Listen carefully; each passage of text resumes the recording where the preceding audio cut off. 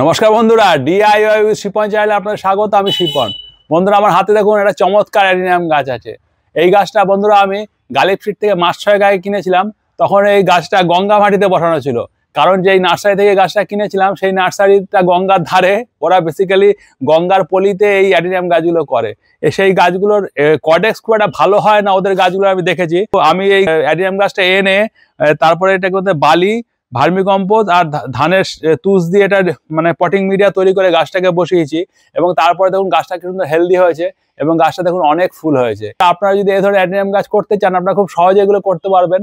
এই ধরনের ভালো অ্যাডিনিয়াম গাছ গালিব স্ট্রিটে কিনতে পাওয়া যায়। আপনারা সেখান থেকে কিনে এনে এগুলোকে যদি সঠিকভাবে রিপোর্টিং করে দেন, তাহলে কিন্তু এই ধরনের অ্যাডিনিয়াম গাছে সারা বছর ফুল পাবেন। আর বন্ধুরা, আপনারা একটা ধারণা আছে ভালো অ্যাডিনিয়াম মানে সবই বোধহয় মাল্টিপেটাল বা রোজি ভ্যারাইটি, তা কিন্তু না। সিঙ্গেল পেটালে কিন্তু এখন অ্যাডিনিয়াম প্রচুর ভালো ভালো কালার পাওয়া যাচ্ছে। আপনারা কিন্তু আপনাদের সংগ্রহে এই ধরনের সিঙ্গেল পেটালে অ্যাডিনিয়াম রাখতে পারেন।